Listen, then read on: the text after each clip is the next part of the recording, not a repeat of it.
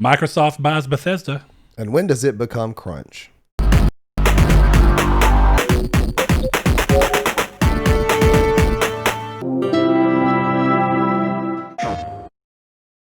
Hello and welcome to Triangle Squared, a PlayStation podcast. I'm your host, Brett Beck, and alongside me, as always, Mr. Saul Bridges, bringing you guys lucky episode 181. 181. If you are new to the show and have never listened to us, stick around until the end where you can find out where you can find more of us. Or if you're listening to this or watching it, you can find out where you can find us in the opposite manner. But we like to start the show off the right way, which is a very simple and time-honored tradition of, Saul, what have you been up to and what have you been playing? So first of all, this week has been very weird. Obviously, there has been a problem with my health, henceforth the delay. This weekend, I didn't play any video games at all. And prior to that, I played only Metal Gear Solid 5 all week and Metal Gear Solid 2 thanks to PS Now. And that's really been it. Like I guess Among Us, technically. That's on Sure. your phone. I didn't play any on my PC this week, but I played on my phone every now and then. So speaking of Metal Gear Solid 5, I don't know if you kept up. We had one of our patrons, Mr. Oh, don't kill me right now. I know the name, and now I'm going to feel bad for not knowing it. Uh-oh. McAllister, Eric McAllister, there we are. Yeah. I've got it. He was talking about that game and how he's tried multiple times getting into it, if I'm remembering his words correctly, and that every time it just doesn't work. It depends on where you try to get in on it at. Honestly, Metal Gear Solid 1, 2, or 3, with the exception of 3, kind of, the controls are incredibly outdated. He's talking about specifically Metal Gear Solid 5. That could be hard if you've never played the actual series. I don't know, does he have experience with the series, or? I think so. The way that the conversation, because I kind of extended it out with him, it was on Twitter, and he was talking about that he liked the idea of moving Metal Gear Solid to a pseudo open world, to an open world style, but that he often found himself, I think the world was not super well designed, or I don't want to be mistaken completely, but it was something along the lines of he likes certain aspects of it, but other aspects just don't end up working. Yeah, and it's one of those things. It's kind of like after Metal Gear Solid 4, a very cutscene heavy game, I really actually enjoyed 5 because the cutscenes were still there. They were light in comparison specifically to 4. But yeah, like they kind of did some things with like vocal tapes or tape recordings, which was storytelling was a huge difference in that game. Uncommon, yeah. Like they did a lot of the story through cutscenes, but then they pieced together certain parts of it through recordings that you can listen to. Well, you know what it kind of reminds me of? It kind of reminds me of Metal Gear Solid 1, which I know people view a little differently because of the time period and the console in which it came out on. But you know, if you really think about Metal Gear Solid 1, most of the storytelling is through the codec. Well, and then there's Twin Snakes, and Twin Snakes was when they brought in the ridiculous pseudo-style cutscenes they have now. Which, don't get me wrong, even though I've been a long-time Metal Gear fan, and 5 nor Ground Zeroes just particularly resonated with me. I did beat Ground Zeroes, but I just didn't love it. But regardless, one of the things, and I know it's its most grandiose nature in Metal Gear Solid 4, but I actually think that the way that they eventually moved to doing their cutscenes, I feel like it became a hallmark of the series that while I'm not going to say they were wrong to change it, when they changed it, they lost me. I did go find the thread just to make sure.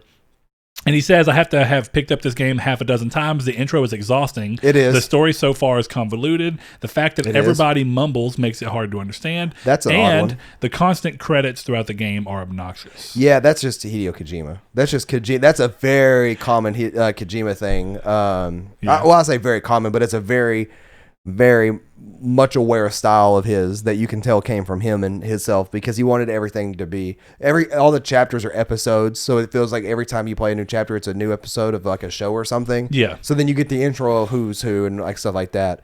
I know this is a weird thing, but yeah, I do remember seeing that, and now that I'm thinking about it, it's not exact because it wasn't like, that's no matter how you play it, you're going to find that. But do you remember back when Visceral did Battlefield Hardline?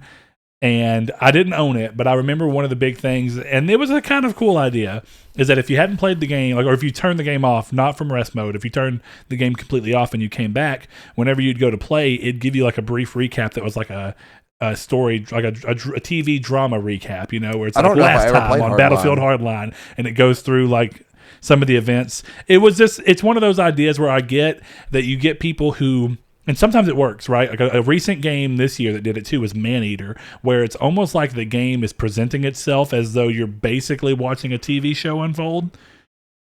Maneater. Yeah, the shark game. Oh, yeah. The whole perspective of that is that the basic story is that you're being followed by a documentary crew as the shark, and the story between you and this hunter that killed your parent. Interesting. Yeah.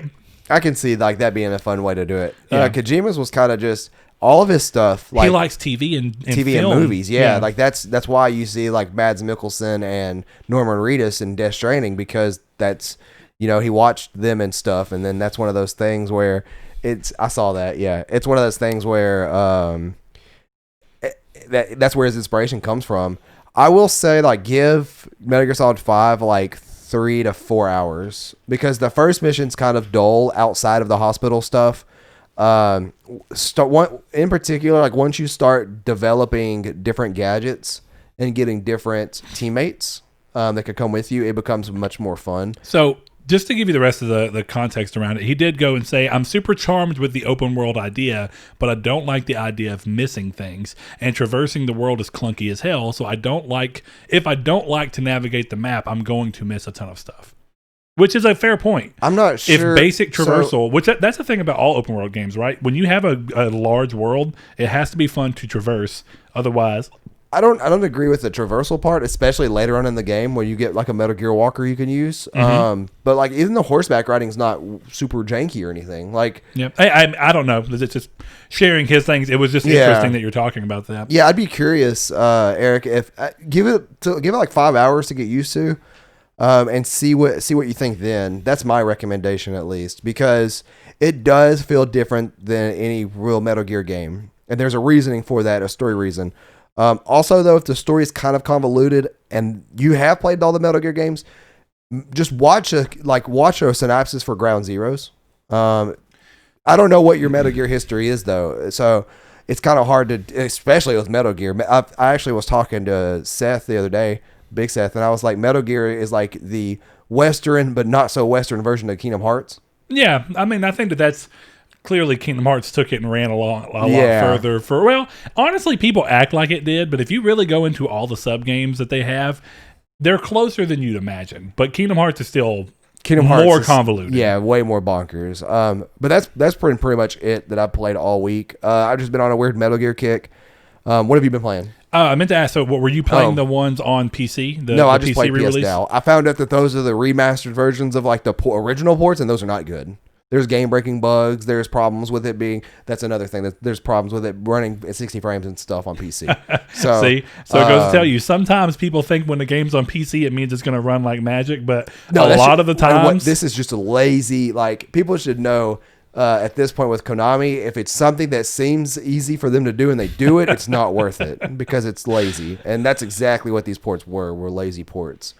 But now we're to the point where if that Metal Gear remake that keeps continuously getting teased over and over and over again does ever actually come around. Well, here's the problem is that now Konami's going to say, oh, well, these games didn't sell well. Nobody wants to play Metal Gear no more. Let's make a Metal Gear Rising Revengeance pachinko machine and be done. Hey, Metal Gear Revengeance was actually pretty good. It was very good. I mean, I've kind of been debating getting it on PS3 again. Actually, I think I have it digitally, weirdly enough. I do. I don't know, dude. I've been on this weird kick to play old games right now. I like the character designs of that game too. Like Monsoon was cool. Yeah. But honestly, I think Raiden's character too made sense for the type of game that Platinum was making at that point in time, where it's kind of over the top. Here's an unpopular opinion. Maybe not in the Metal Gear Solid community, but maybe to anybody else who just looks at these two images. But go look at an image of Raiden from like Metal Gear Solid Rising and Metal Gear Solid 4. Mm-hmm. Way better looking. Or Gray Fox from Metal Gear Solid 2 art is way better looking than that to me.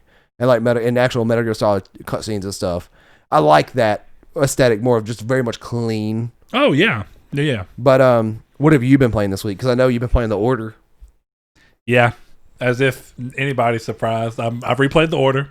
There is a reason, but if I'm also being honest with myself, I've been wanting to replay the Order all year, but I was kind of like, I have all these other games I've not played, so it feels a little wrong to go and play a game I've played 3 or 4 times beforehand.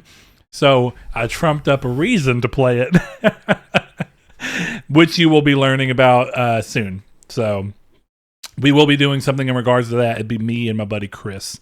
So there are 168 hours in the week. How did you spend the other 166? Oh, that's good. Anyway, yeah, I didn't play a ton of games this week. I took a break from Kingdoms of Amalur specifically to play the Order. So I'm going to go back to Kingdoms of Amalur a little bit. I did play Among Us quite a bit. I had a good run last night while Hannah was cutting my hair, where me and the imposter, it was a good run, but it was also bad because I was playing a little too safe, but I was doing good. No one ever expected either of us. You were imposter. Okay. I was imposter, and so was another guy. No one ever voted for either of me or that guy, but we were a little too slow, so they were able to complete the task before we could get them all. That's one of my favorite things as an imposter is like, once 2 or 3 people die, I just follow around like a group of 1 or 2 and act like I'm doing tasks. Yeah. And I just let everybody vote each other out. Yeah. And it's hilarious. Yeah. Every now and then somebody's like Saul, you were doing this task and the bar didn't go up, and they actually notice, and I'm like, oh yeah, I was. I'm like, you just didn't pay attention to what went up apparently. Yeah. I was looking at my map and I was just standing there for a second, and then I'm like, I'm gonna go kill that guy next. The fun thing about the imposter situation is that people will look at some of the most interesting things, and I get it. It's actually smart. One guy yesterday was like, I don't know, Black is kind of sus because he stopped, he was walking, he stopped, not at a task or anywhere, and then suddenly a sabotage occurred. So he would have stopped to have to hit the sabotage. People pay attention to that. But the funny stuff. thing is I ran with it because I was an imposter, and I'm like, oh yeah, that is pretty suspicious. We voted him off. He wasn't even the imposter. So what I typically do, and it's just one of those funny things about the game, is that I will run around and I'll go to my fake task, and I'll normally try to go to one that's normally kind of a pain in the butt, like the card swipe, and just sit there. And if I'll go to a task before I do a sabotage. That way it looks like I'm doing a task.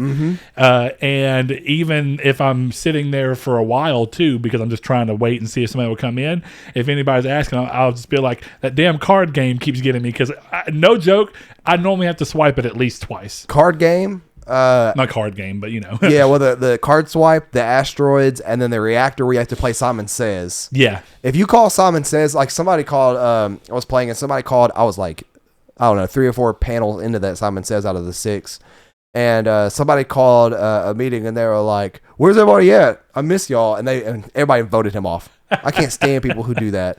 Somebody voted, or the game started, somebody stood around the table, and then somebody called a meeting, and then they were like, hey guys, here's my YouTube channel. He got voted off too. My favorite thing to see is people being like, it's not me, it's this guy. And if it's not him, then vote me next. Yeah. But because it's more funny to see people who say that, but they keep saying that over and over again in the hopes that no one will ever figure out that it's them being the imposter. But yeah, the game is really fun, and honestly, when you were describing it last weekend, I was like, this sounds like a game that I'm almost surprised hasn't already existed. Yeah. I guess it has, but it's existed in like tabletop manner. I don't know of any game that is a video game. What was the game? Was it Coup that you have to convince somebody who you're not? Coup is the one where, yeah, it's a card game, and you have it to where you have to like lie. You have face down cards, and you know what they are. That's right. And you get to tell your actions based off of what your card should be. But if somebody decides to call your bluff, they can turn it over, and it's like a risk reward thing, because if they're right, you lose and you go out of it. But if they're wrong, you get all their money or whatever it was. Yeah, it's those types of situations are fun because it's gameplay. Like, can you imagine how simple that game probably was to make? And that's not like a slight. Not a slight at all toward the developer, but it's a very simple game to make because the art style ultimately doesn't matter. And I almost think that maybe going with something that's hyper realistic looking would just be a waste of effort here when this is cute and honestly more memorable. Have you seen some of the fan art on Reddit? Yeah. There's some really detailed. Yeah, there is. Like somebody standing there doing a task and somebody behind him. It looks like The Thing. Yeah. It looks great. Yeah, so that aspect's fun. I want to open it up if you'd be okay, Saul. I'm sure you would. I would love to do a night some point in time this week. Dude, Friday night, I tried to do this last Friday night, and that's Friday night. So for those that don't know, first of all, we're audio only if you're watching on YouTube, but you found that out 1 second into the video just because of the delay. It feels, and I don't think it is, but it feels like a pinched nerve in my jaw that every 3 to 4 minutes I get this wince of pain, and I kind of got to stop talking and I wince. Like it hurts that bad. Well, Friday night it started.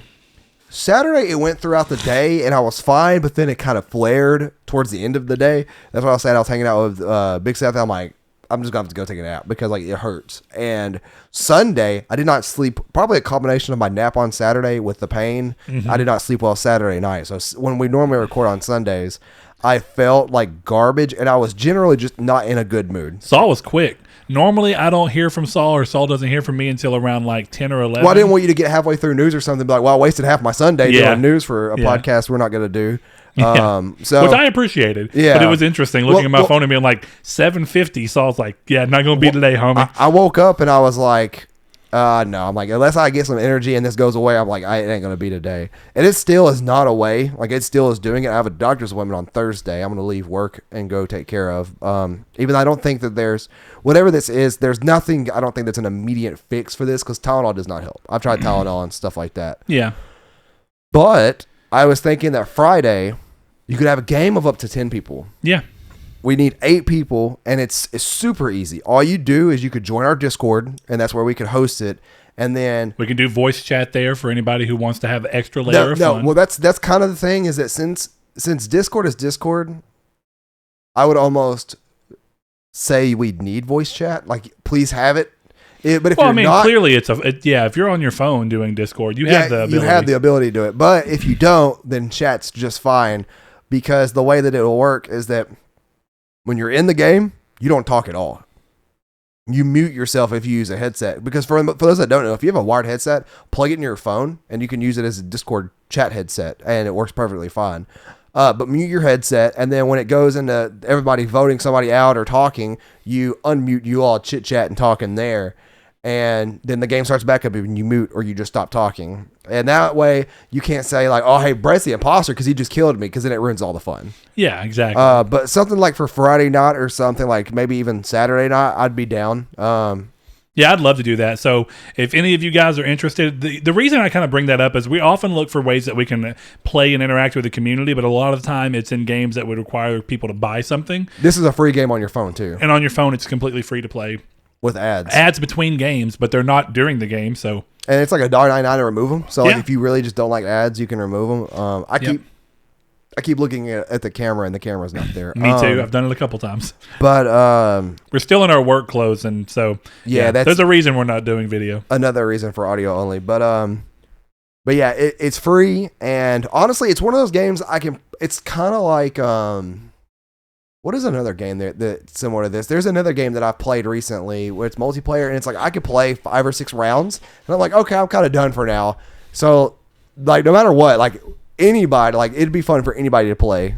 Not saying I could play all night long, but like I'd probably hop in and wear my exhaustion out over the course of an hour because the games last a fair amount of time. If you're good, there's some times where you see the imposter just running and killing quick. Yeah. First time that somebody gets body found, you're like, there's 5 people dead already. There was somebody who had like a 4-second or 5-second countdown timer for the kills, and they'd run around and kill somebody, run like 10 feet, kill somebody else. I'm like, I got killed, and I watched the guy like I was a ghost, and I was just flying around watching him because I'm like, we're not winning this. Yeah. The first time they called, there was 4 dead bodies already, not including me. And I was like, yeah, this guy has it. Last thing we'll talk about with Among Us, but did you see people petitioning to have it? And I think this is a good idea. Petitioning to have it to where imposters can see the ghost. Yes. I would love that because I'd be like... Because the thing is, I do the same thing. If I think we have a chance of winning, I complete my task, and then I go and follow around the killers just to see what's going on. Yeah. And I like the idea of being the imposter, knowing you killed someone, and just kind of watching their ghost float around and being like... yeah, just kind of haunting them. Yeah, it's a great idea. I really do like the game, and there's something to be said about little quick, fun burst things. And, you know... Sometimes you get these games that are so easy to get into and you understand how they become cultural phenomena so quickly. But it also says a lot about gaming right now in that free-to-play is a really valid way to get people to come into something and make a product that may not have otherwise necessarily been as popular become very popular. Because when you have a free-to-play version, the barrier of entry is so low that everybody comes in and you don't have to have that moment of like, I don't think I'm going to play it. It probably sucks and I don't want to spend $5 on something that sucks. Right. And that's why things like Fortnite got so much bigger than PUBG, because PUBG, despite the fact that they got big, you still had to buy it. There was a barrier of entry. I'm not saying that free-to-play is the end-all, be-all, but I think when done right in a game like this, and it's clearly to the benefit of the developer, where the ads are in between games, you never get interrupted with an ad in game, and they see a lot of revenue from it. Yeah, they shoot. And this is also a good example of microtransactions. Everything in the game is visual, and you can buy hats and skins as essentially the same way as I talk about with Warframe, where it's kind of like the game's free to play. Everything you're doing is kind of this extra thing, and you've even done it with a game like Destiny, where you're kind of like, you know, I've just been really having a good time with this game. I'm just going to give the developers another $3 for me to have some dumb hat. Yeah. Because I just feel like doing that. Because I've gotten way more than $3 worth of fun out of this. Yeah, and now at that point, that game's free to play up to a certain part. So I will say though that like if y'all want to do this, we could talk about it in Discord and get a set date and time. Yes. Friday, if we do it like on Friday or Saturday. Honestly, if we do it any weeknight for that matter, I would say 7:30 to 7 p.m. Central Time, somewhere in that time frame is probably the hop on time. Yeah. Because I go to bed around 10 to 10:30 most nights. It's rare that I'll stay up super late. But my boy's a lightweight over here. I'm happens. Kidding. No, I wake up at 5 to 5:30 every day. I know you do. Trust me, I've been there. I've done that. I still went to bed at 12 every night. I love it. I don't see how you did that. It about once every 10 days I'd crash when I got home from work for about 2 hours. For 2 hours or 12 hours? 2 hours. Okay. Then I'd wake back up and go ahead. I figured you'd do it for 12 hours. I used to do that whenever I worked at CVS. Because there was a time you had to come get something at like 8 p.m. and I was asleep. And it was because I stayed up to like 4 a.m. and I was like, oh, I got to be at work in 2 hours. I might as well stay awake. Anyway, going into the community's take, excuse me. The community's take last week was fairly simple. What did you think of the aftermath, not the event itself, of Sony's recent event? Did you feel all the extra information should have been in the presentation? Did you feel misled by it? Did you like the fact that there was kind of a second dump of info that kind of got to hit you after the presentation? Where did you land on it? Because I'm sure there was somebody who was like, cool, more information. Yeah. You know, it all depends on where you're coming from here. So over on Discord, one of our patrons, Mr. Josh Ayer, says, I feel indifferent about it. I don't feel misled. Like, yes, it goes against their generation talk with Spider-Man and Horizon, but unlike Xbox, who said games won't be held back, then showed Halo and all assumptions are, would have released it in the mess of a state it was in, Sony showed great things, then said it's also cross-gen, but we also have Demon's Souls as a true next-gen exclusive, so it's something for both. The pre-orders were a mess, but that's a retailer problem, not necessarily a Sony problem. Okay, so I will say this about the pre-orders. It is Walmart's fault, because Walmart started it. And Walmart everybody else early. Decides that they have to be competitive and go ahead and go. Sony still has the responsibility of being way more strict and way more announcing than that kind of stuff. Like, if Walmart has the ability to pre-order and start pre-ordering and then they accidentally messes it up, like, yeah, it still falls 90% on Walmart. But Sony is a little bit to blame there, and here's why I say this. Microsoft had no issues. Not true. No, they did not have any issues like this. But it wasn't, they didn't have staggered release they didn't have, because that was this problem. That's what I should say. They had no issues with releasing their pre-orders on time. Yes, because everything was, and I'll give them that. There is, the thing that's also interesting is I think someone may have said it in here, is that it's not immediately clear which one's actually better, because honestly, I think what ended up happening surrounding pre-order specifically is that the Sony ones were bad. There's no way around it, right? Yeah, and then the Xbox ones, everybody thought because Xbox was saying, well, hey, we know when ours are going to start. They thought for some reason they lulled themselves into the sense of That they would it's get going to one be no matter easier what. to get an Xbox. Well- No, it's not. It's still hard. It's just at least it's more organized. See, here's the problem where I have is that Walmart released all their pre-orders and I was already asleep in bed.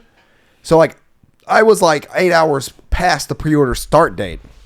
Where if I knew when the pre-orders would have started, I was going to set an alarm if it was early in the morning for American time, or if it was like in the evening or at work or something. I was going to take a break and clock out and go pre-order all this stuff or try. That's the thing. I didn't even get a chance to try because it was way past done by the time I woke up the next day. And I was like, Yeah. and I woke up at 5 a.m. We just talked about this. I woke up at 5 a.m. and I was like, oh, okay, I'm not getting PS5. Guess what? Still don't have one. Yeah. And I'm signed up on like 6 different websites to get an email notification. Yeah. And I've seen, this is what pisses me off. Best Buy had a small slew of them after I signed up to be notified. Yeah. GameStop, small slew of them after I've been notified. And Amazon, not one of them have ever sent me an email saying we have more of this in stock. And it's pissing me off. I've come to the realization I'm not getting it at launch because I can't. I mean, yeah, it's not unless- on you. and You may get lucky and find one around here, but that's about the best bet you probably Even have. around here, I'm not like that's a problem. I'm not going to go GameStop to GameStop to GameStop Yeah, I to know. find a pre-order. It's more like if you happen to be in Target on release day and you look over and there's a PS5. Yeah, it's kind of like the Switch. It was like I got a Switch at the end of March, the month it came out, because I was walking through Target and I saw a box in the case, and I'm like, oh, that has to be like some kind of display box. And I asked the guy, I was like, is that a Switch or a display box? And he's like, no, that's a Switch. I'm like, get it. I'm like, we're ringing it up. Yep, and that was when they were real hard to get. That was still Yeah. within the full month of their release, and that they were on, selling out status. Yeah. I'm going to pull another one in over here from the Discord. One of our other patrons, actually all of our responses on Discord besides one was from patrons. Thank you guys. We appreciate it. Shafedog247 says, overall, I think it was fine. I like the games. I like that the games were running on the actual hardware, or at least they said they were. Some of the other announcements were good. There were a few things that left me with more questions. Where was the UI? What exactly does the new camera do? What is with the Spider-Man messaging? Because it feels like they said it would be enhanced by PS5. Now you have to buy it again to get a remastered version. Not the worst thing ever, since I know they got to make money, but they could have been more clear about it. And I also agree with that. So in the same vein, another one of our patrons on Twitter, our good buddy Kyle Grimm, he says, I still have questions like which games will be playable on the PS5 from the PS4. Will saves carry over, and will games be enhanced? Will my Spider-Man game be enhanced without it being remastered? Those are some of the questions I wish were answered instead of trailers, which is true. Somebody pointed out on Twitter, we are, at this current day, on Tuesday, the 29th of September, we are 5.5 weeks away from launch, and we don't know what the UI looks like. Xboxes are out in the wild right now with GameSpot and stuff, and they have them physically. They're playing them. We don't have a single lick of that with PlayStation. Travis Scott has a PlayStation 5. Good for him. Actually, he just has a controller, so we don't know if he has it or not. Yeah, you assume he does. probably has one. Yeah. Yeah. But see, there's literally no, like, where is Sony's marketing team for this? Because no, they're kind of being smug with the assumption that many people are just going to buy it, which they are. But that's the thing. We don't know how cross-save is going to work. We don't know how backwards compatibility is going to work 100% yet. We don't know what the UI looks like. We don't know anything about the actual design of the software of the console at all. And we're 5.5 weeks from spending $400 and $300 on this thing? Or $400 and $500? It's stupid. I agree. I still have questions about this kind of stuff, and I wish they were answered. Our good buddy El Jahudi. Go ahead and finish me off there.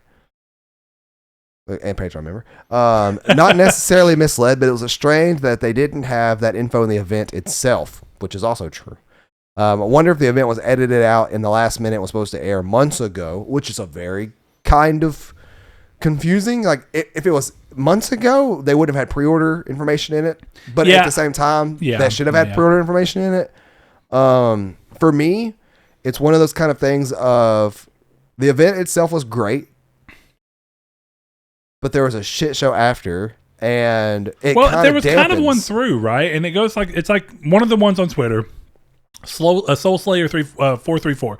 He says, dumb that they didn't have launch title after Spider-Man, Demon Souls, etc. And that's exactly right. Is I understand not putting the date. I understand not putting Spider-Man November at the end of it going November 12th because you're trying to show that later. That's fine. That's not a problem. But if you know it's a launch game, then just put the console launch game release before. No, not even that. You could do that. But you could also just say at launch. And then later when you give the date, it's already clear. Because it's so confusing.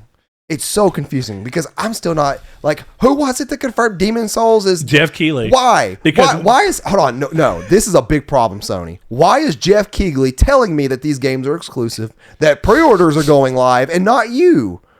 I'm sorry. I know this is stupid, but the way you said Keighley, just made me think that this is a man whose family's history runs back in being really good at doing Kegels. No. But absolutely not. But why is it he is the one announcing this crap on Twitter? See, you didn't watch it in real time, so I know you had a little bit of a different experience. But clearly, I'm one of the people.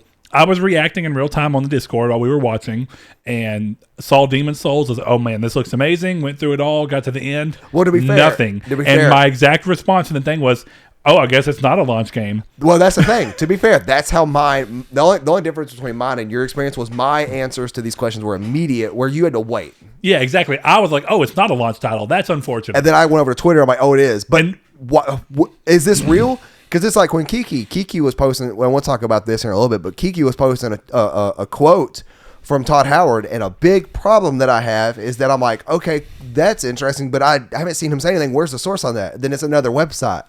Websites and crap, they're not putting sources in anything anymore. Or they source another website. Or they source another website. It's like source the Bethesda post where Todd Howard said that, these dumb websites. I did find it later. You did find it later. But here's and that's accidentally. It's like Jeff, he was like, these are going to be launch titles, guys. Don't worry. Okay, cool. Where's your source on that? And it ends up being true anyways. And I'm like, why are you the one telling me this? And the big difference is that I think everybody knew.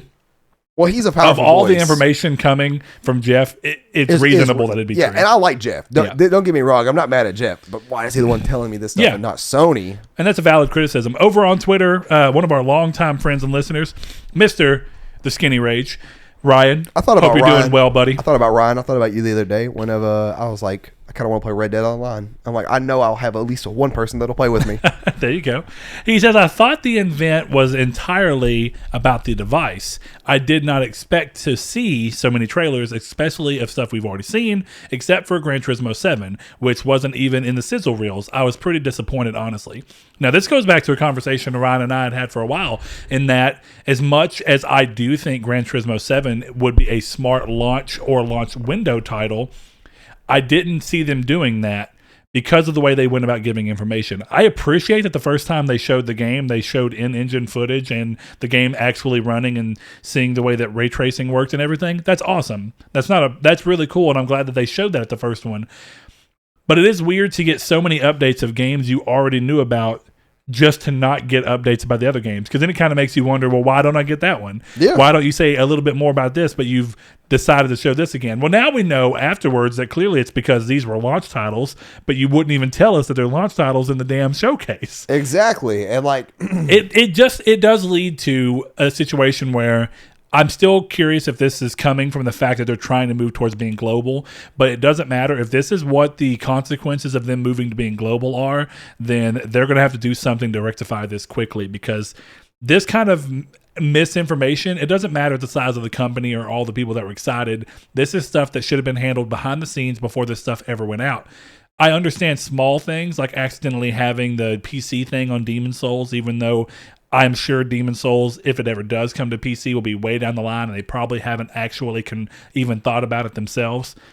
But it does lead to a bunch of problems there, and I think that that's just one of those natural things where you don't like to see it, and it's not, Xbox, even though I think I've been typically more surprised by PlayStation leading up till the big events of this last week, but I do think Xbox has done a cleaner job of, for the most part, of giving their information out. The only thing I thought was weird about Xbox is that we knew about the Series S for months with basically everything you needed to know. Very true. Just without them ever just coming out and saying, like, look, guys, the cat's out of the bag. That is exactly what it is. But we eventually got it. So, and I like the fun they had with it whenever they posted that tweet of like the sock puppet monkey that's like looking both ways. They're like, well, what's going on, guys? Yeah. So, a couple more here, and then we're going to go ahead and move on. My good buddy Cody, who I've known so long. Okay, this is on Facebook. You threw me off. This is on Facebook. He says, it all seemed quite unusual for Sony, in my opinion. They are usually pretty darn good at launching consoles, but this year it was off for sure. And not just because of the pre-order thing.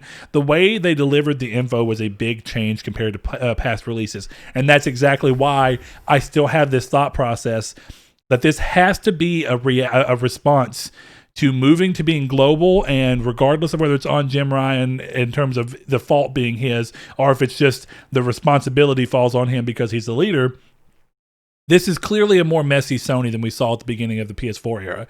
It's also a much more bold and big Sony because the PS4 has done wonders for the company. Yeah. So, or I should say PlayStation. But, when you're looking at it in this way, this is something that I will say, PlayStation has always, I think, had more pull with the gamers for being around for a long time. It's almost like how Nintendo, it's hard to really sully their name because they're just a household name. And Xbox has been around enough generations that coming into this generation, Xbox is going to have that same kind of level. But PlayStation's always had a lot of market share, and I wouldn't even say market share, mind share with people because of being around for so long and doing so well in PS1 and PS2 days, and arguably revolutionizing gaming.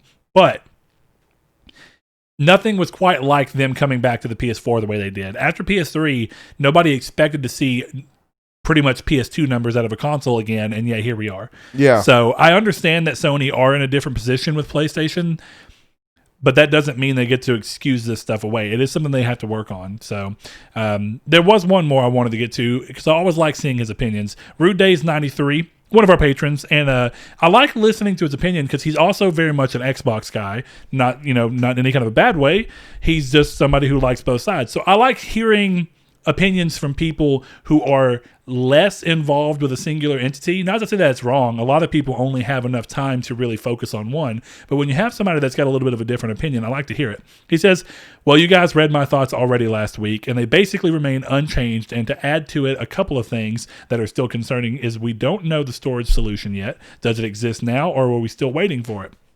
We also don't know how PSVR is going to work, and how do we get the free adapter for it to work on PS5? In case you are unaware, to use the camera for the PS4, which is required, the PS4 camera, to use your PSVR on PS5, you have to use an adapter. The adapter is apparently free, but nobody understands exactly how that happens. Yeah. It seems like you may have to request it. From what we've seen from the box contents that were revealed a while back, it doesn't look like it's coming in the box, which would have probably been the smarter solution. Yeah, especially if it's free. Especially depending on like how much money is it cost to add it to the box for everybody or to ship out the thousands of them that get requested. My assumption is that places like GameStop and retailers will probably have a box that you can just go and be like, hey, I need the adapter. But then again, are you telling me that one person can get multiple of them? That's not very efficient. No.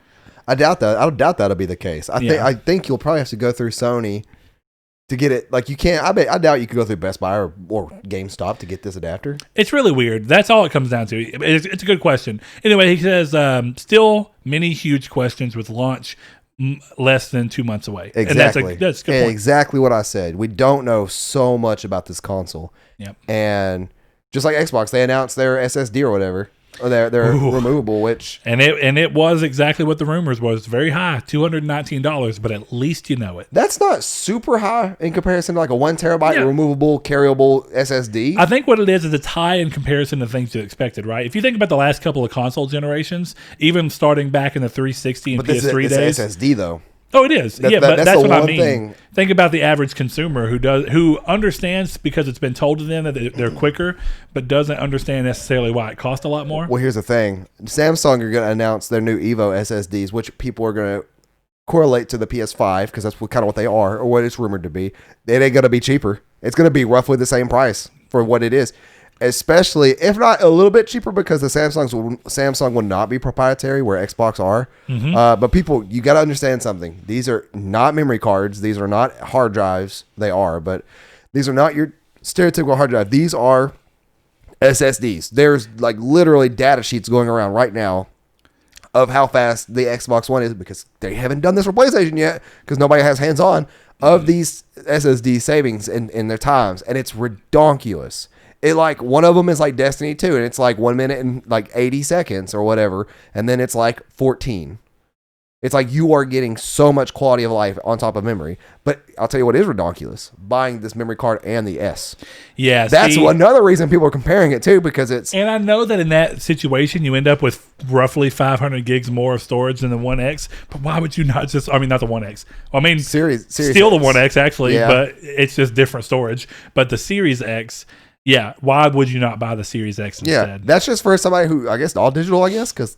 But down the road, you know, I think that's part of it too. If you don't care about the 4K or all the other stuff, and I still lean on the fact that it seems pretty clear to me that the One S is not meant to be a generation-long solution if necessary, because their backup will be, if it starts to hold games back, and developers do fight back at 3 to 4 years from now, to get through the rest of the generation, all they have to do is just start reinforcing that customers who have that can play the games, certain games that have to have that extra thing. But, it's only playable on Series X natively, but all people who have Series S's can use xCloud for free to stream these games. There's plenty of ways for them to pull off the stuff that they have in the back end and still make it work, to where buying one right now and then 2 years from now needing that extra terabyte, or 1 year from now not having to put $500 down initially. I know some people are going to find that tantalizing, crap. but I never thought of that. People who just want an xCloud machine. Yeah,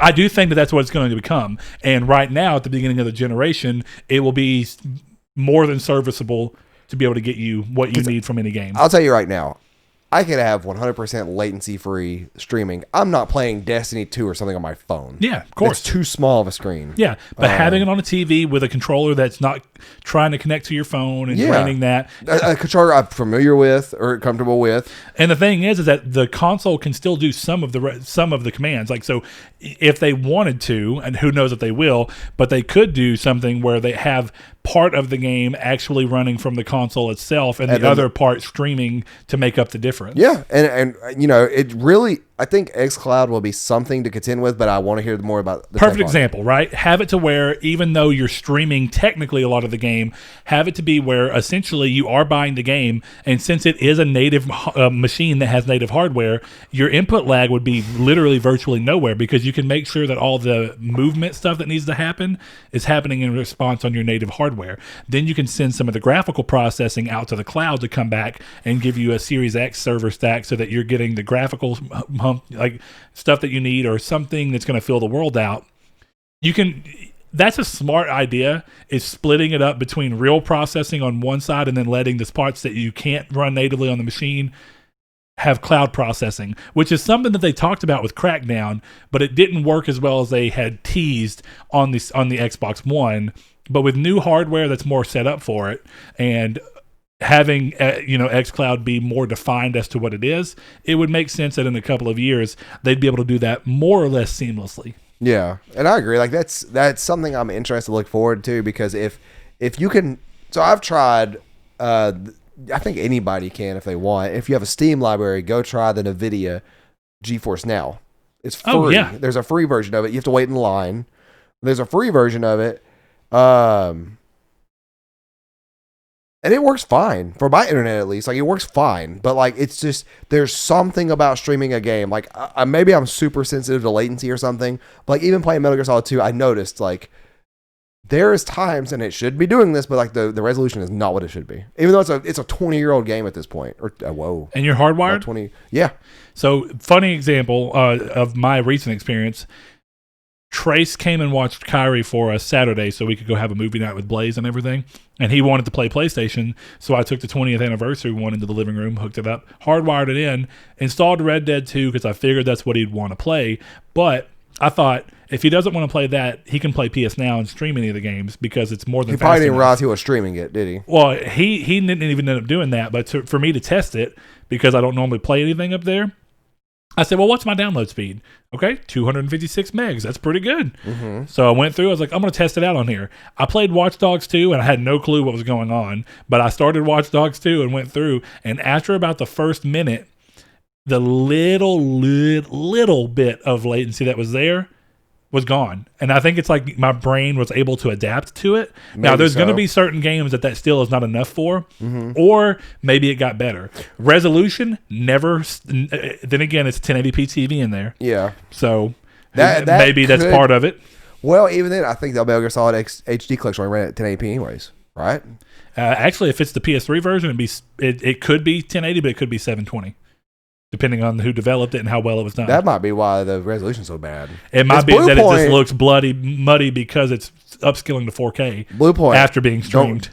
Blue Point messed up Demon Souls. I was amazed at how good Watch Dogs 2 looked. I didn't care for the game, really. I mean, I played a good 30 minutes of it while I was waiting. I was not a fan of that game. Yeah. I like Watch Dogs 1 so much better, and that's saying something for such a shitty video game. Anyway, we don't have any news this week. We are just kind of going off the cuff and having a fun episode because clearly, if you've not been living under a rock, there's something very big that we need to talk about, and that is that Jason Schreier's mad again. I was just about to say that, actually. That's not the big news, but we can talk about that, actually. So we're just going to kind of go off the cuff of stuff. So you know what? The first thing I want to talk about is actually very important. Nier Replicant got a date, and also gameplay. Too far away. I agree, but I also don't, because it's still actually it's more clear now than it was. It's clear that this is more of a remake than I was anticipating. Yeah, that's cool. It looks like it's running off the same engine and stuff as Automata was. I can't say for certain, but it definitely looks a lot better, and they've done a lot to change combat, change what you can and can't do, completely put in new character models and stuff. So they're doing some stuff here. We still don't know exactly to what extent. The entire game, which used to have plenty of spots of text, are fully voiced now. So that looks really awesome, and it's coming out not quite same day, but just a couple of days apart from the Japanese release over here. Looks fantastic. It's in April. I have pre-ordered it. Actually, I pre-ordered the white snow edition so I could have the counterpart to my black box edition for Automata. But that's the first thing. Imagine pre-ordering physical games. Do it all the time. So that's a big one, of course. The other big thing that actually just came kind of out today is that Cyberpunk 2077 developer, CD Projekt Red, last year they reached out to Jason Schreier and did a thing with him where they were talking about not doing crunch and how they were going to do everything they could to avoid it with this game. But it's been pushed back twice since that point, if I'm remembering correctly. And they're at a point where they sent out an email, and I'll pretty much read it to you as verbatim as I can. One of the heads of the company says, starting today, the entire development studio is in overdrive. Your typical amount of work and 1 day of the weekend. The extra work would be paid, as is required by Polish labor laws. This is just something that they kind of add into it because the way Poland works. So he says, I take it upon myself to receive the full backlash for this decision. I know this is in direct opposition to what we've said about crunch. It's also in direct opposition to what I personally grew to believe a while back, that crunch should never be the answer. But we've extended all other possible means of navigating the situation.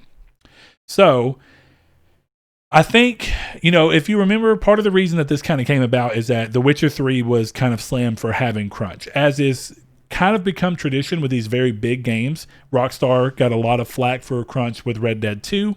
Mm-hmm. So we've seen this before. Games like The Witcher 3 make sense. They're very big. It takes a lot of work. So they are trying, what their thought was that they're going to try to make their place a more humane place to work. It's kind of the way they kept talking about it. So I understand that, and I applaud that, and that's not a bad thing.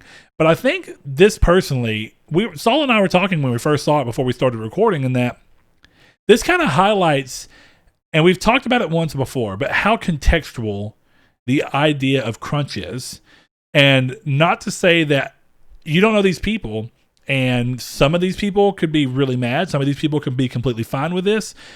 If I was looking at it for me, if I was in this situation, I have worked jobs before where I had to work 6 work days. Now, we don't know their exact setup, but he says typical work week, which we're implying that this entire time so far, they've done a typical work week without any weekends.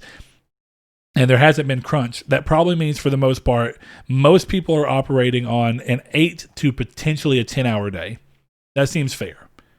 So in this situation, if we're assuming that they're working an 8 to 10-hour day, and then now they're going to have to work on the Saturday, let's call it Saturday, and work another 8-hour shift, yes, maybe it is technically crunch. Contextually to me, I know so many people in our area, and it doesn't make it right, but it's just, again, contextual to me. I know so many people in this area that are used to working 6 days a week, 10 to 12 hours a day on those days. So this seems interesting to me because unlike a lot of companies where it's mandatory overtime and you don't get paid anymore for it, they're getting paid for it. The guy is taking full responsibility for it. It's for essentially 2 short months. Not to say that 2 months is not going to have an impact on certain people's lives. It surely can. But I think this is an interesting situation where, to me, I think we have to look at the fact that the majority of this game's development cycle has been able to go on without crunch should be applauded. And the fact that they're having to go into crunch because they're probably at a situation where they can't wait any longer for monetary reasons or whatever to release this game, I think that it shouldn't be, if you've done 90% right in the last 10%, you just can't change what you've been doing. I personally view this as okay. So we don't really even know the extent of crunch because, people are saying, people automatically freak out with crunch and they're saying, overtime hours and stuff like that. Do we know that for sure? Or are you just being mad? I was telling Brett before this started, I'm like, if our boss came down and was like, you'll have to work a Saturday now. We have, for context, we have every weekend and holiday off, but they're like, you have to work a Saturday now. And how many months is till this game comes out? 3? 2. November. So 4 Saturdays, pretty much, 6 to 8 Saturdays, quick math. If you have to work 6 to 8 days and they're like 6 a.m. to 12 p.m., so I'm like, that's not that bad. It sucks, but I'm getting paid. And I still keep my job and stuff like that, but it sucks. But at the same time, it's we don't know the full extent. And there's no reason in being mad over this because we don't know if it's Rockstar levels of crunch or what. And it's just one of those things of don't even just, if you feel bad about it, do what I've always said. Vote what you want. Don't buy the game then. Yeah. But then again, if you want to support the studio for having to go through this, and this is something that would seem, in my mind, common. They're going to crunch more closer to a release of a big game like this. Yeah, it is more common. It's just having more light shed on it now. So the people who are saying don't support this, well, if you've bought Skyrim, Fallout, Final Fantasy of any of them, Final Fantasy is pretty much crunched 100% all the time. With the way I've read about the developer stories for some of those games, especially ones like 7 Remake, who restart development. And they already have a 2-year release goal. They're already going high time into even more crunch. So my thing is be consistent. Sure. If you're going to hate one kind of crunch, hate all kinds of crunch. Yeah, and not to say that you couldn't have bought one in the past, not realized it, but in retrospect, you've regretted it, and you don't want to buy moving forward. That's fine. Yeah, I get that. But my thing is, it's we don't know. And I'm not going to be mad until an employee comes out and says, I have to work 200-hour work weeks or whatever, and I don't have, there's only 160 hours in the week. We just discussed this earlier, but I don't have to work 150 hours a week now. If they're working 54 hours a week, people, I work 55 hours a week. I don't consider what I do crunch. Then again, and that's what I mean. It's so changes. Yeah, that changes for every single person. Some people are 40 hours. Bam, bada boom, bada bing. Nobody should ever work more than that. I agree. You best believe that if employees would make the same amount of money working 40 hours a week and have more time for family, there are places around the world that you work Tuesday through Friday, and every Monday is considered part of your weekend off, and you work 12-hour days, of course, to make up. But see, viability is a really weird thing here because our work is a good example. Sometimes you can have an order come in for 80 big things suddenly, and the way that we do a lot of self-manufacturing and working and whatnot. So if you look at where, and I don't, nor does Saul, we happen to be in a different part of the company. Yeah. But the company does that. And sometimes what ends up happening is the company, and I don't think that this is necessarily unfair because they also be like, hey, we're going to pay you. So if one group has to come in on Saturdays, we normally go ahead and have the whole plant come in on Saturdays because it lets everybody get more caught up, gets everybody get more stuff done, and it just gives us more time to work. But what happens is you have a year like this year, perfect example, where you have a bunch of people because COVID has happened and you're existing in this situation where you have a lot of overhead that's not actually needed, but you don't want to fire people. That's applaudable. I like that. But you also get in the situation where if you expect there to never be crunch comes from the fact that there is a deadline eventually. And the same thing happens to us. If a customer comes and says, I need 40 of this and 40 of that, and you go, wow, our work staff isn't quite set up to where we could keep our normal hours and hit that target. So instead, what we have to do is we have to ask that they come in a little bit, stay a little bit later, which that's been a thing at our job. Sometimes there was a point in time where we didn't go home until 5:30. There was a point in time where we didn't go home until 5:15. We used to work every other Saturday until 12 o'clock. Don't say you, because at this point, at this point, the company was, dude, I'll say this, the company has changed in just the year that I've been there in such a drastic way. And I'm not saying that in a bad way at all. Just like, there are things that used to be at that company that are now gone. Yeah. And they're like the new lightings and everything like that is just, it looks completely different in places. But, like, I'll say that, like, for me, I get off work at 5, but say a company, because we don't deal with customers at all. I don't. I deal with companies. Say if a company is late picking up or showing up, I have to wait around until they go home. Now, granted, I don't have to. I could say, hey, I'm going home today. Like, I'm going home early. There's nobody really going to say you have to stay. I don't have a key to lock up everything. So but someone in the company has to stay. Yeah, someone somewhere has to. Does it suck? Yeah. Do we still like going to work and enjoy what we do? Better than retail. So yeah, I will say that. Like, that's even more context, right? Yeah, like your job in context to what you did do, you still like it more. And I worked crunch in retail. As a matter of fact, retail workers, hospital workers, fast food workers. These are places that it's funny that people often overlook crunch everywhere else in the world but video games, because in video games it's the devil's work. But you're gonna go to McDonald's and go to that guy who's been there for 15 hours to get a burger and be fine with it. Yeah. So that it's just.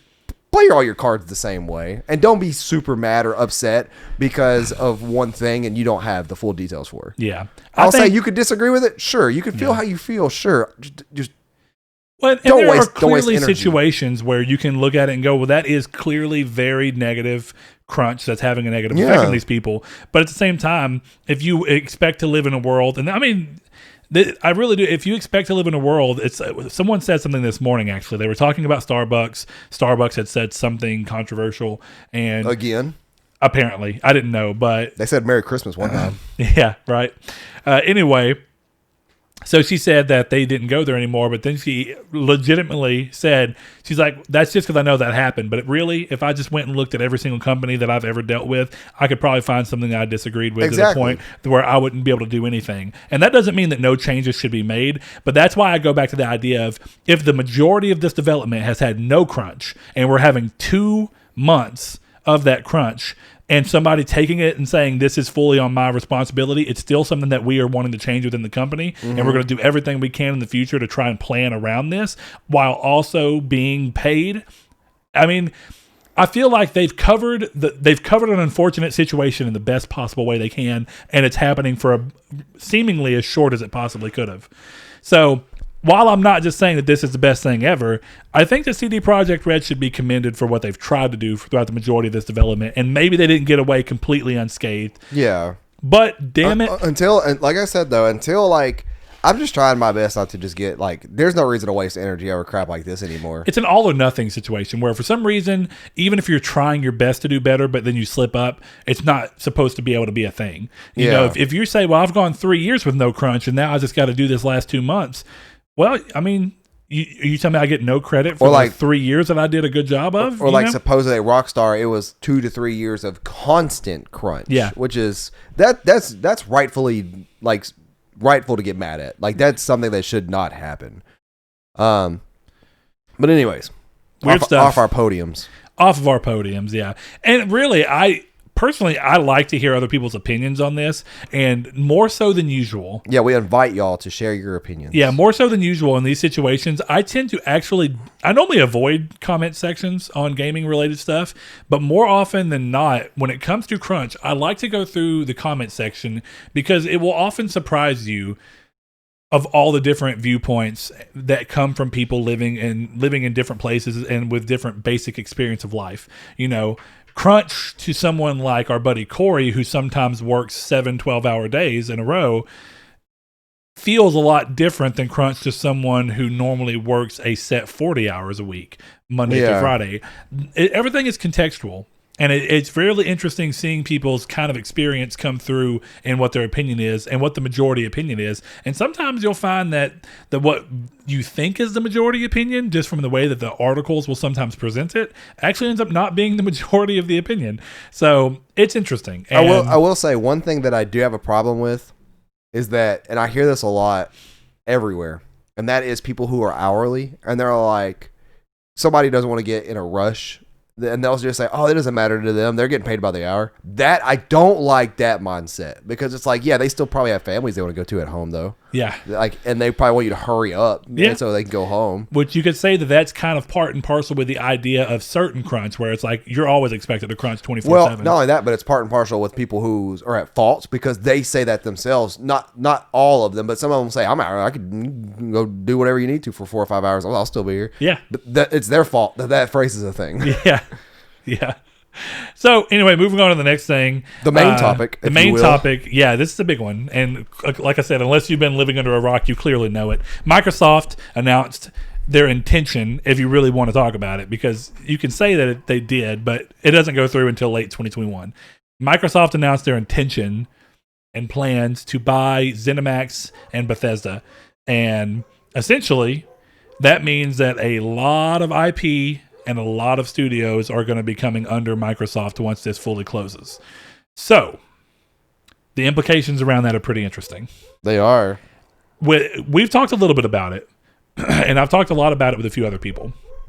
And I know me and you have talked about what is clearly the biggest question that comes from this. Does Microsoft treat this like they did Minecraft and view it as a valuable IP that makes more sense to stay across multiple systems? Or do they see this as an opportunity to strengthen their exclusive lineup by taking some of the biggest IP in gaming ever, like The Elder Scrolls and Fallout, and making them suddenly exclusive? So somebody do me a favor and find this, because I couldn't find it the other day, but I know for sure that I read it. It's his name Tim Booty from Microsoft, or Jim Booty. I don't know. I promise you that's his name. It's somebody, but it's something Booty, Microsoft. But they were in specific about Outer World. Matt Booty. Specifically about Outer World, they were talking about exclusives and how this game is still going to affect being on PlayStation and such, with it being Obsidian, and now Obsidian's Microsoft owned. And he said, they're honoring the deal because this was announced for PlayStation before or beyond. But any other first-party game that was previously, or that was not previously announced, will remain on Xbox. Well, he actually said something very similar in that interview. I know exactly what you're talking about. Okay, I'm paraphrasing because I can't even find that interview. Yeah, he said something extremely similar, because the question that was essentially posed to him is, since The Outer Worlds was on PlayStation 4 and Switch, do we potentially see a sequel come to whatever the next PlayStation console or Nintendo console is? That's probably what it is then. And he said very similar to what our buddy, head of Xbox, Phil Spencer, said, which is essentially it's taken case-by-case basis. In that, he did basically clarify that while some games that they buy and some studios they buy and their properties will remain multi-platform, some, like The Outer Worlds, will move to being an Xbox exclusive. He actually was a little more detailed about that one, probably partially because they had already owned Obsidian at that point. It had already went through, and they know the IP, and they probably had plans. One of the things that gets really interesting around this is that for some reason, people seem to think that IP are immediately thought of when sometimes they're not. It comes to this thing of like when Sony bought Insomniac, a lot of people were like, what does this mean for Sunset Overdrive? And Sony was kind of like, well, it turns out that Insomniac owns Sunset Overdrive, but we don't really have any plans for it. Technically, we own it. And Microsoft had the publishing rights to it, but Microsoft published it. Yeah. So you get in the situation where I think technically Sony could make a new one right now if they wanted to and make it exclusive. But they couldn't publish the first one back on the console. Without buying the rights, which I think they'd be able to easily do, because Microsoft would have no reason to hold on to publishing rights. No, if they can make a little bit of money, especially for a game that's been on Games Pass for and they've already licensed it off once. They've licensed it to THQ Nordic. But if they license it to Sony, would they have to be taken off Games Pass? I don't know, because that's still on Games Pass. And I think honestly, speaking of Games Pass, that is the future of this move. And I see it in two ways. One of the ways is that they're kind of going and saying case by case basis is kind of very PR because they bought this company, the biggest purchase in gaming history. So you might be about to say it, but where I was going, and so it's part of this is, I think the reason is that this purchase does not actually go through. I think that this was a weird announcement where they didn't want it to get announced. They didn't want it to get leaked. They went ahead and said, this is what we're doing, even though it doesn't close until like Q3 or Q4 of 2021. Yeah. So they have plenty of time to figure this stuff out. They do. And they have plenty of time to attack it in a way that people will see fit. But you don't spend $7.5 billion on a company and let exclusives go to waste. So I'm curious as to what we'll see with that in terms of exclusives. But I think we won't know. But what I am sure of is something me and you talked about the other day at work. Something people are looking at is $70 AAA games on PlayStation 5 and free Bethesda games on Games Pass. Or $10 a month. Whichever way you want to go about it. It's still significantly cheaper. I don't ever look at it that way because I definitely don't pay $10 a month to get like Fall Guys for free. Well, the good example for Games Pass, right, is that if you didn't have Games Pass before, but you see a Bethesda game coming on there and you go, I'm going to be on Games Pass this month, it comes down to, if you're only going to be playing that game for roughly a month, you just played that game for $10.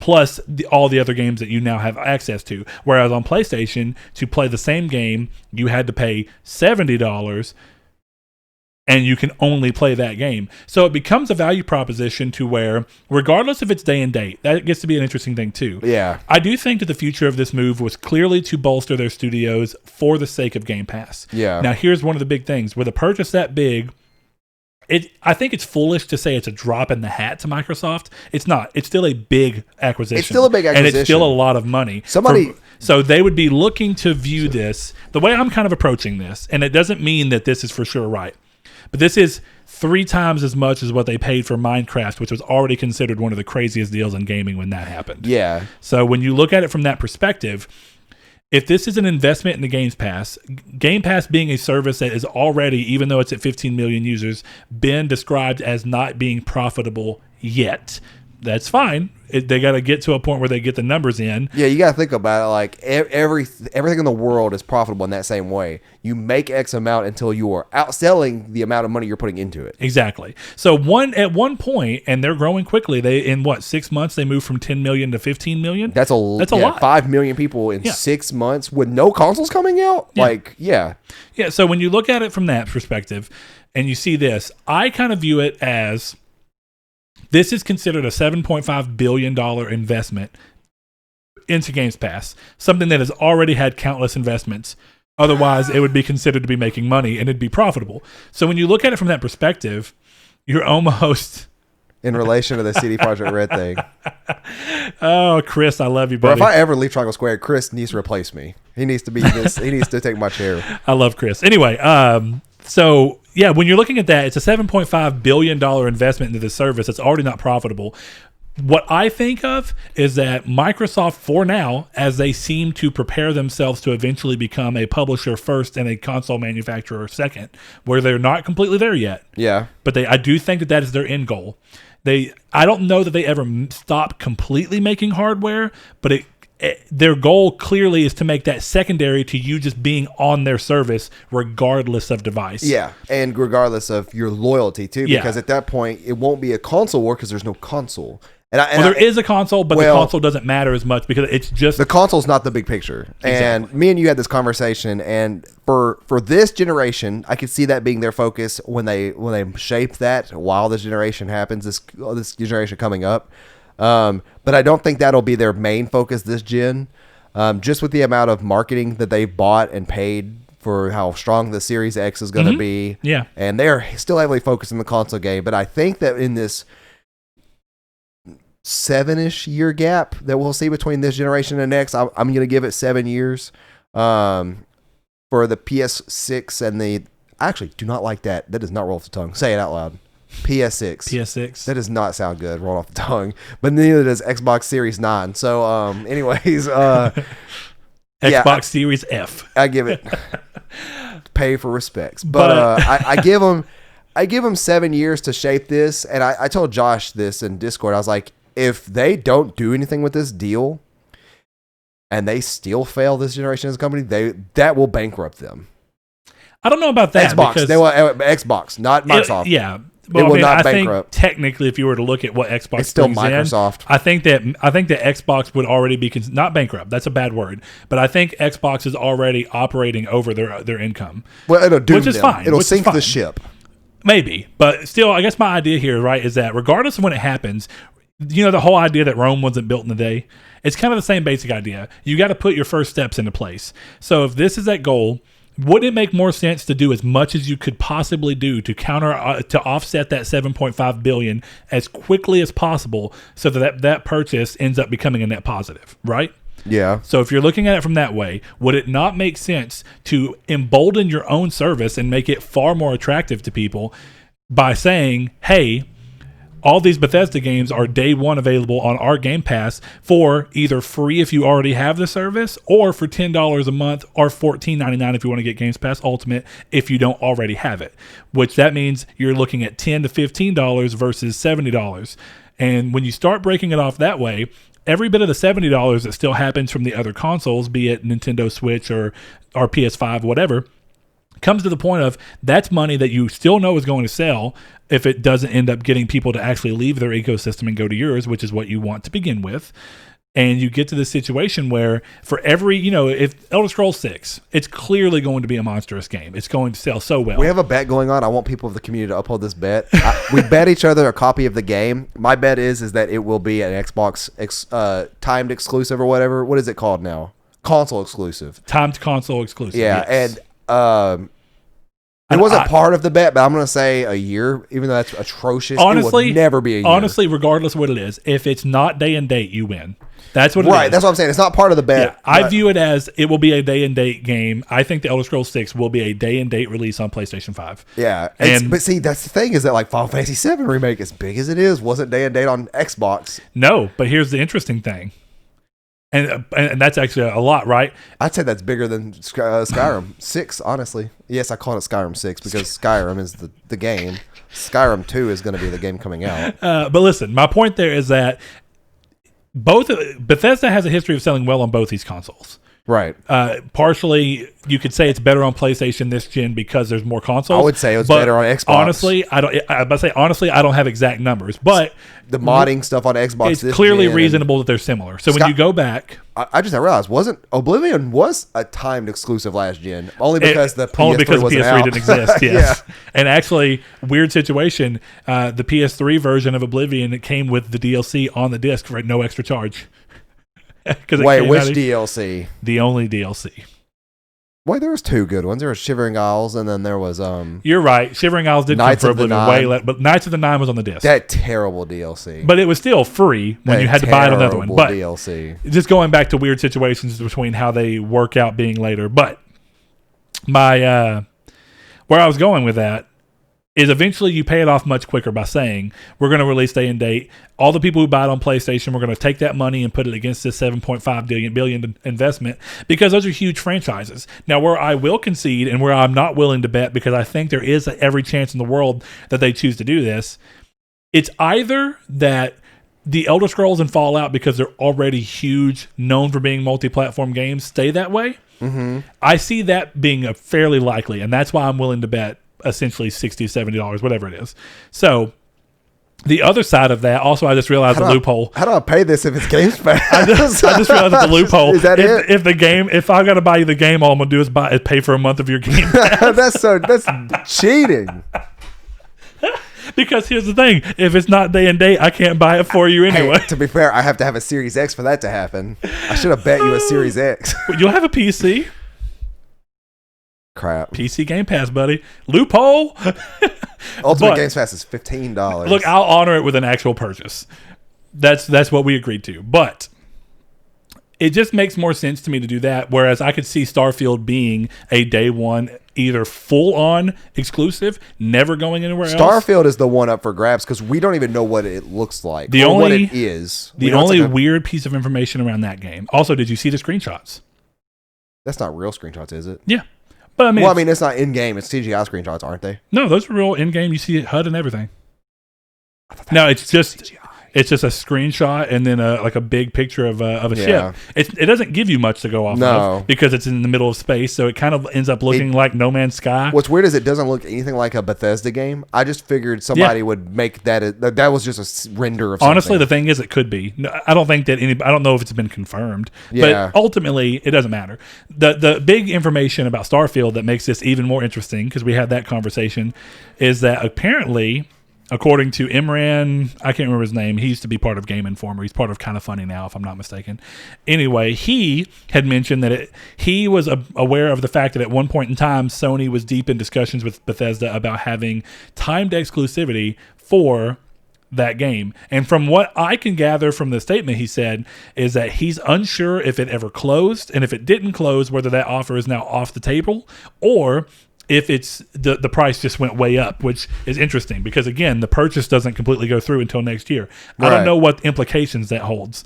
But Xbox have already said that they'll honor the agreement for 2 games that we already knew were announced for PS5 and for certain consoles with exclusivity windows, and that's Ghostwire Tokyo and Deathloop. Now, here's the thing. If Sony were able to secure timed exclusivity for Starfield, the reason that you wouldn't know that yet is that there's no reason for Microsoft to comment on something that is not public knowledge yet. Yeah, that's true. Now, when the game gets officially announced, it may still be announced with timed exclusivity on PlayStation 5, and Microsoft may still have to honor that if they don't want to risk having a breach of contract. Yeah.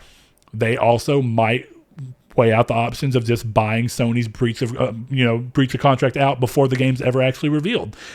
Again, they could come out and say, Sony, we want Starfield to be either day and date across both systems, or we want it to be a full-on exclusive. This is how much we'll pay you to break contract. Who knows? There's a bunch of stuff happening behind the scene. The deal could have never went through, but it just adds a new layer into this situation.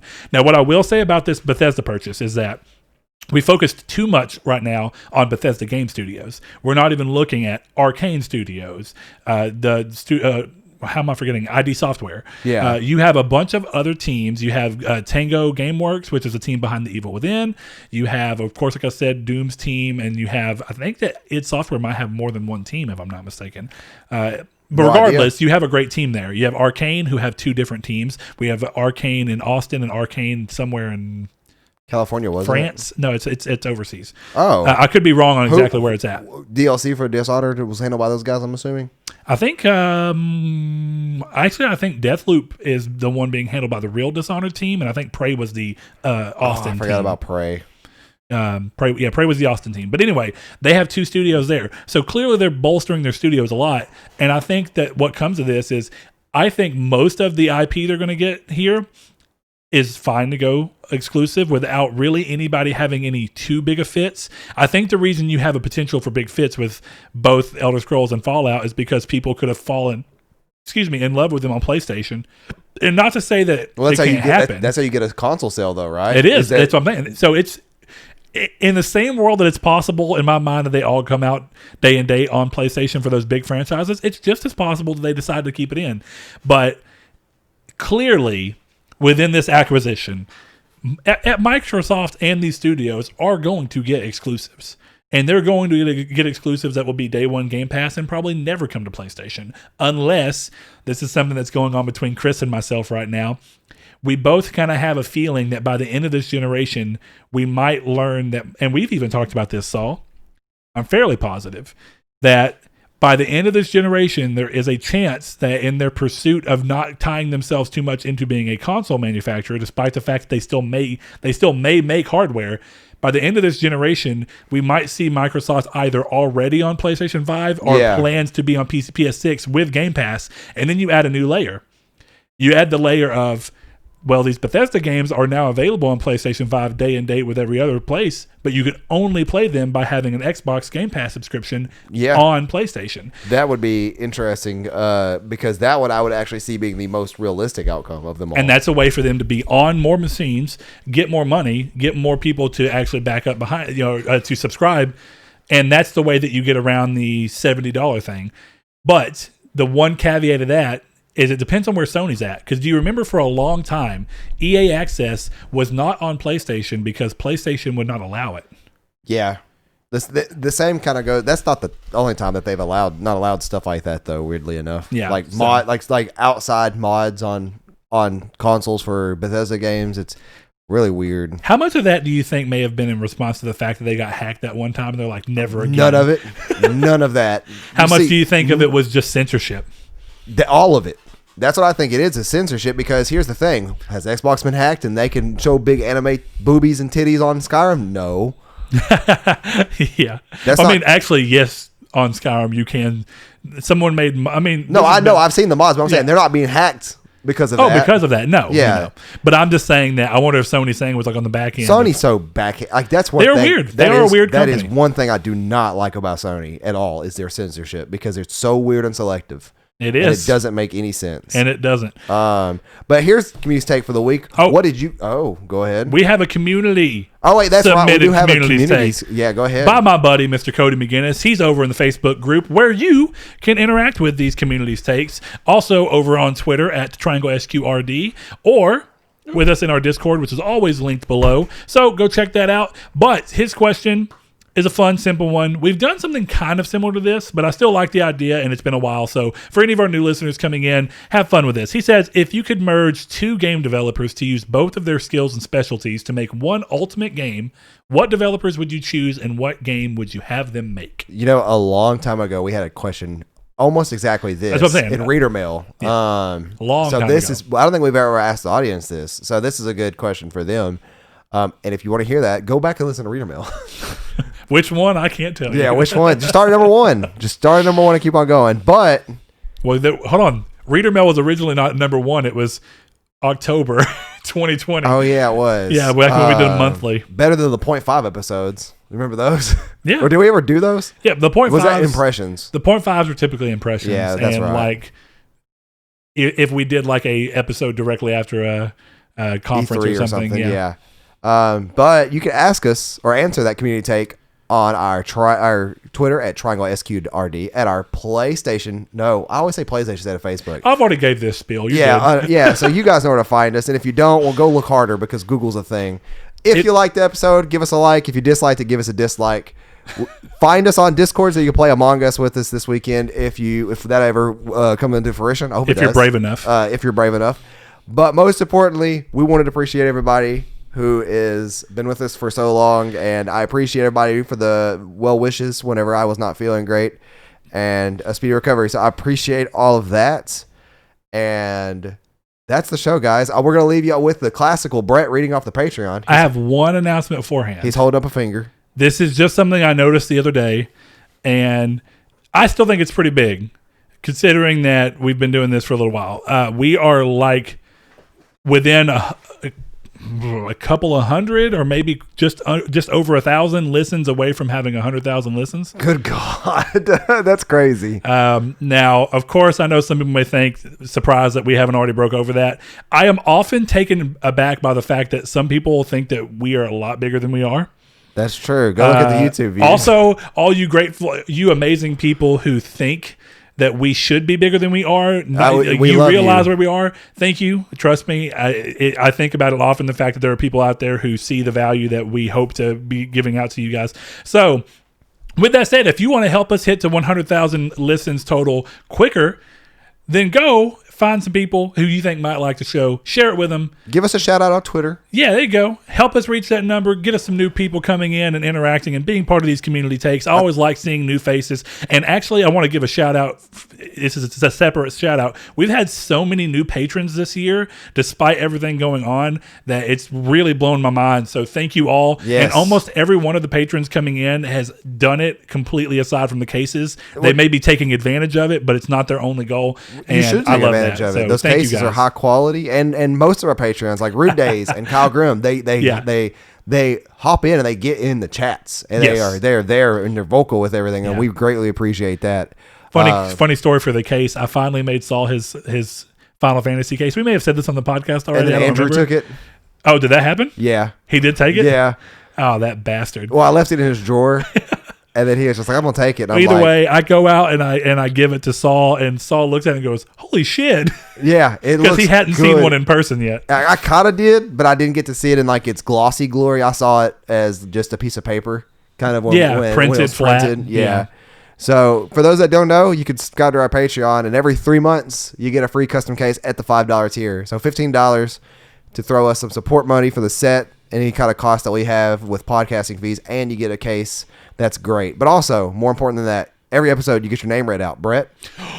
Thanks to our patrons, Mr. Kyle Graham, as we've mentioned, our newest patron of the month. Also, Josh Jarrell, Matthew Green, My Name is Dan, Luke Bartolomeo, Sean Santarude, Funk Turkey, Danny Villalobos, Corey Hickerson, Blake Popst, Kevin Baconbits, Joshua Lago, Eric McAllister, Shadowist, Steven Salazar, The Stonard, Travis Blow, Stefan Swanland, Constantly Kenny, Solitary Red, Chris Figs, Zachary Sawyer, Landis, Rude Days 93, Brian, Donovan Williams, William Digital Spooker, Derek Porter, Josh Ayers, Brandon Edwards, Sean One Neo, Tyler Powers, El Chabib, Jason Clendenning, Tyler B, and lastly, Mr. Richard Schaefer. If you would like to support the show with more than just your time, which we are ever so grateful for, head over to patreon.com/nartech and consider giving as little as $1 per month. Thank you. We love you.